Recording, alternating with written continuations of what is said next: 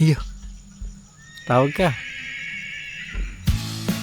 Guys, sa video na to, papakita namin sa inyo ang pinuntahan namin sa may Zambales na tinatawag na Lake Mapanuepe. Madulas to At papakita rin namin sa inyo guys ang mga adventure na dinaanan namin. Kaya guys, samahan niyo kami. Pero bago yun, please subscribe, like, and share.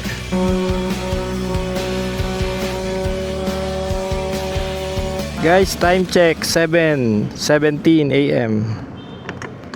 Tara, let's go. Nandito pa lang kami sa bayan ng Pulilan.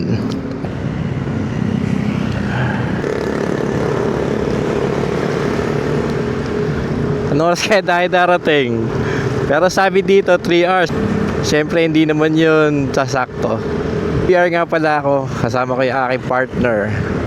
Guys, yung pupuntahan namin, parang New Zealand daw siya. Pero napakaganda, nakita ko sa picture eh. Time check 7:49. Pampanga na guys. Sarap dyan kumain, no? Best House of Chicken. Mura pa dyan. Mas napakasarap. Na shortcut kami ah.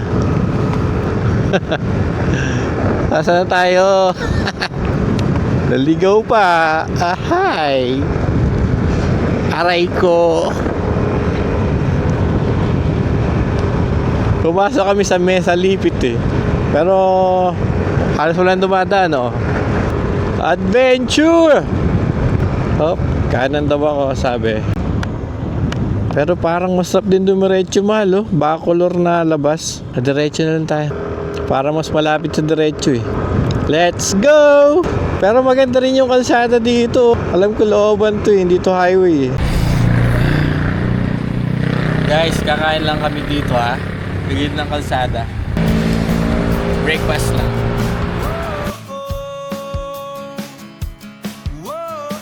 Dinalupihan. Bataan. Guys, zigzag na dito.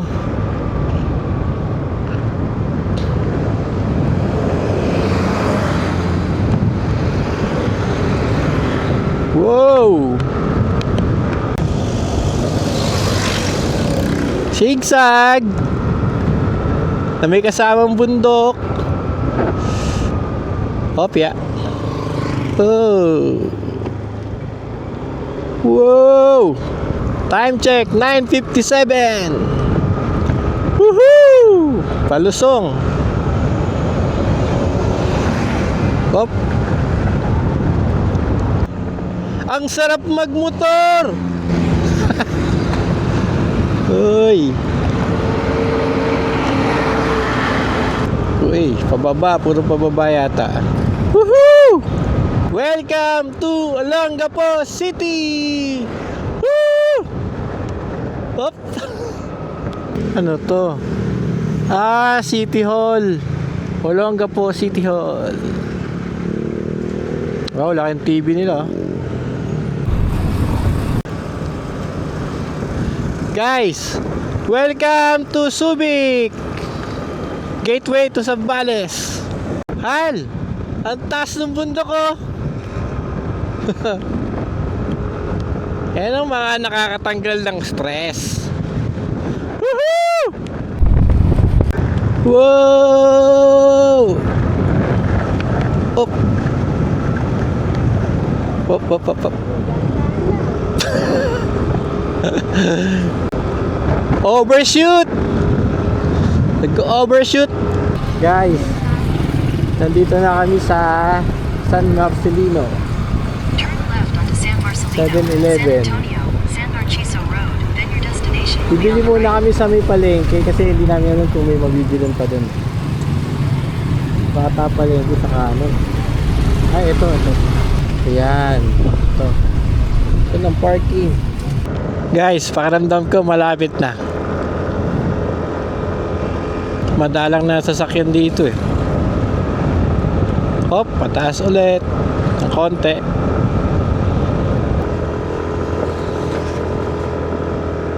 Uy.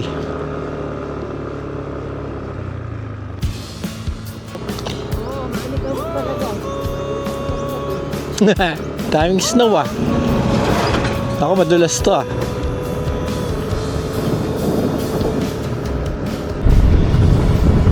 Yun.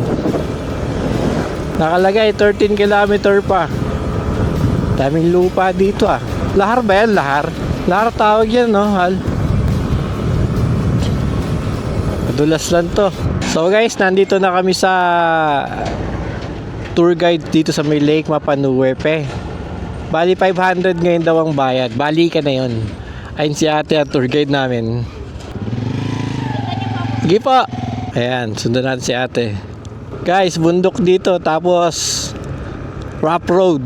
Mga 15 kilometer yata to. Ito yung nakakasemplang eh. Mga ganyan ba to? Oop, nakakatakot. Kano kaya kahaba tong ganito? Ayun, binalik na. Kalalagay lang nito, hindi pa nakabaon eh. Woo! Nasaan na? Si Ate Al. Ayun.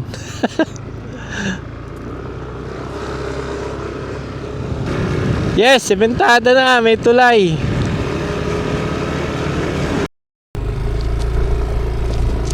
Guys, mukhang bagong lagay lang tong graba.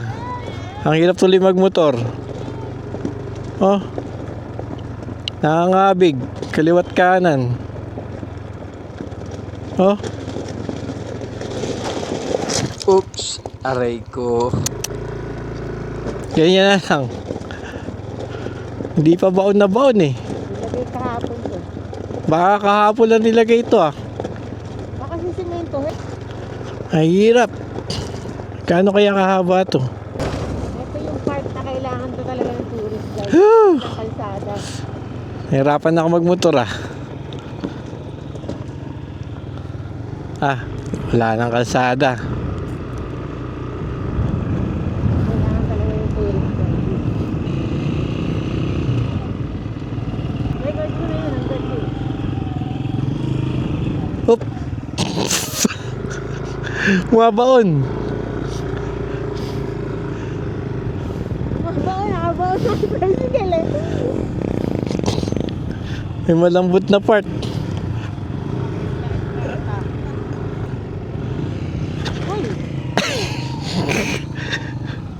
Ay, Baka muna, baka bumaon tayo.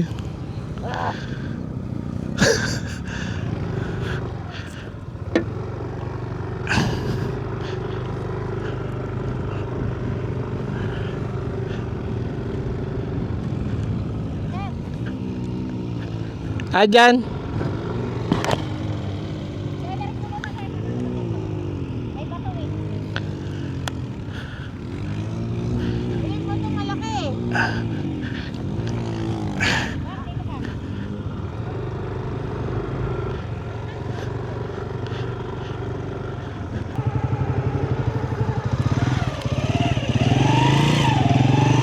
Diyan guys, sa part na yan. Lumipat na siya ng motor kasi nahirapan ako eh. Guys, kailangan mo talaga ng tour guide dito. Kailangan pala ang gulong mo dito yung hindi bumabaon sa buhangin. Ipatan niya sa kabila kasi lumulubog eh. Matagal na akong driver pero nahirapan ako. Gamit ko yung 100% ko dito. Pero depende siguro sa motor. Akala ko mahirap na i-graba. Mahirap din pala yung yung buhangin na to oh. Kumakabig bigla. Malikot siya. Lipat-lipat niya ako eh. Ba't yung gulong ni ate? Parang madali lang. May mga bato pa. Iwasan may mga bato. Huwag ka magmamadali. Katulad ng ginagawa ko, nagmamadali. Iniiwan na nila ako eh. Kasi may malambot na part ng buhangin. Gara. Akala mo okay. Tapos biglang malambot pala. Yun ang gumagalaw oh. Best na ako munting matumba. Opya, opya.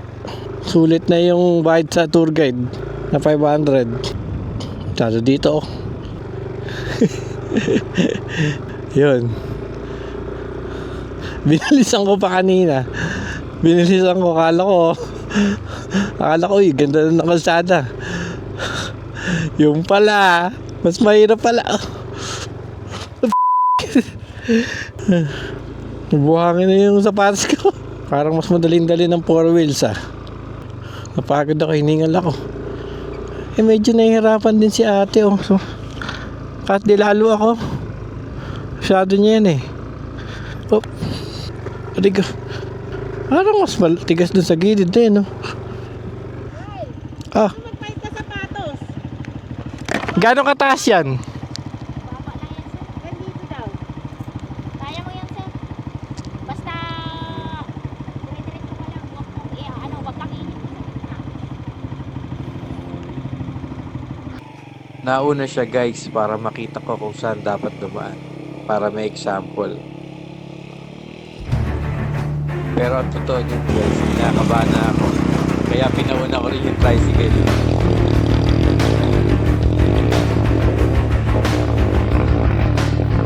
Ayan, napalaw pa siya. Lalo tuloy ako kinabahan.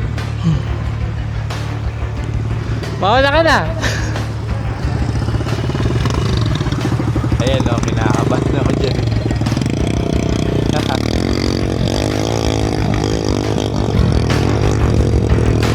Pero bahala na. Let's go! Woo! Yes! Lakas ng tikok ng puso ko dyan, guys.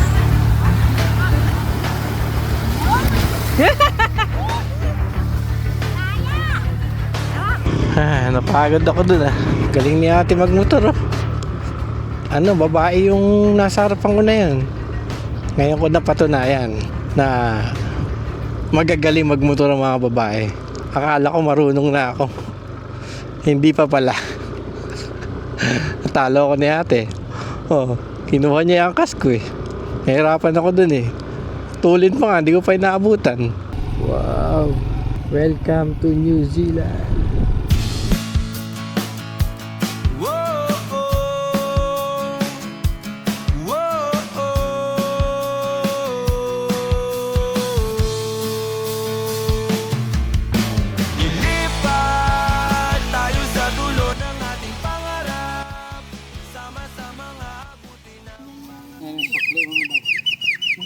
Ingat kayo ha.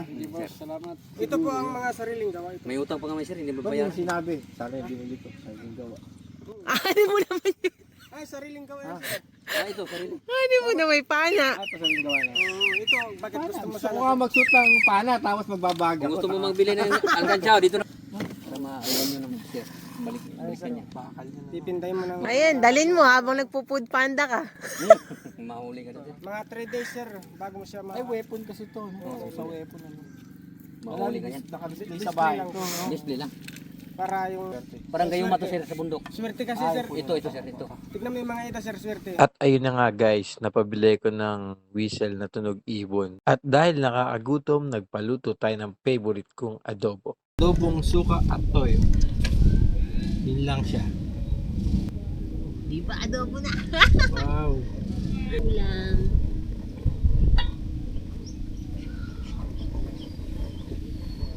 Sa part na to guys, dinadama namin ng paligid. Chill lang kami, tambay mode. At kinalimutan muna lahat ng problema.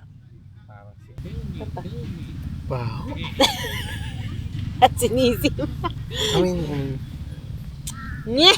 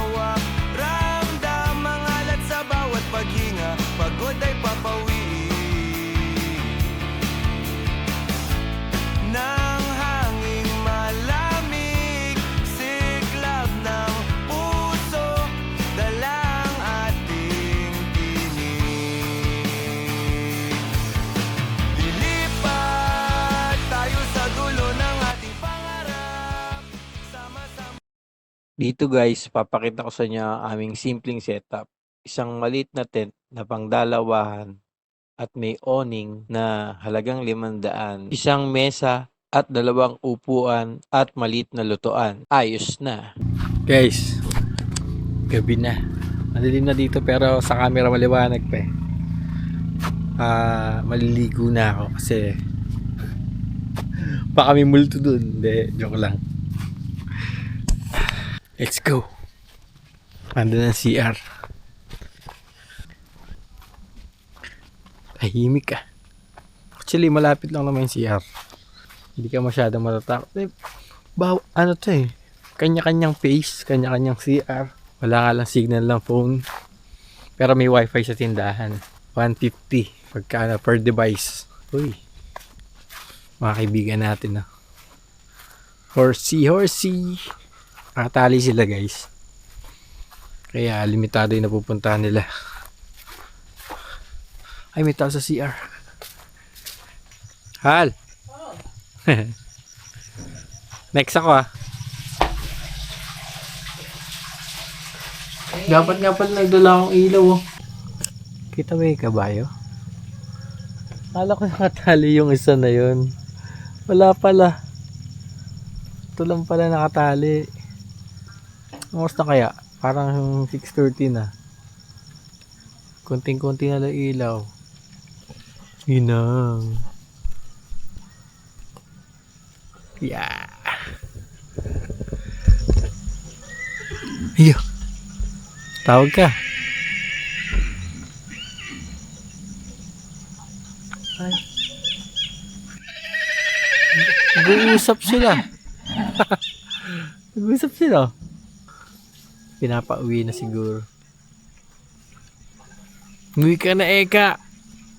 Sabi, ayoko pa. Kumakain pa ako. Yung sabi ng kabayo.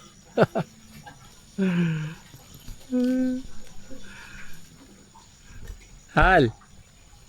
Pisan mo.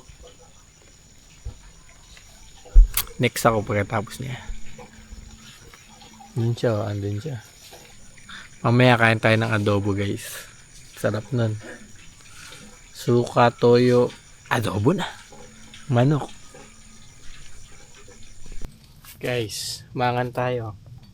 Kanin, saka adobo.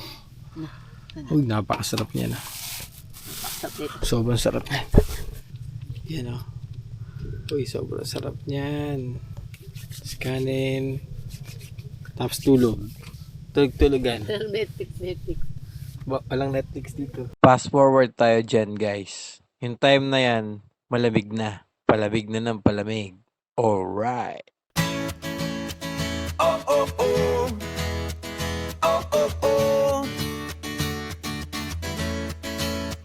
Malayo ang mararating natin, handa na ang pusong maglayag sa ilalim ng araw, sa ilalim ng buwan. Malayo ang mararating natin. Takbo, paakyat ng bundok, humihinga ng malalim. Guys, ang ganda ng lugar. Tahimik, malamig na simoy ng hangin, walang maiingay na sasakyan, berdeng paligid, bughaw na kalawakan, at sapang malinis. Siyempre guys, hindi malilimutan mag-picture. Guys, ang gamit ko dyang pang picture ay DJI Neo 2.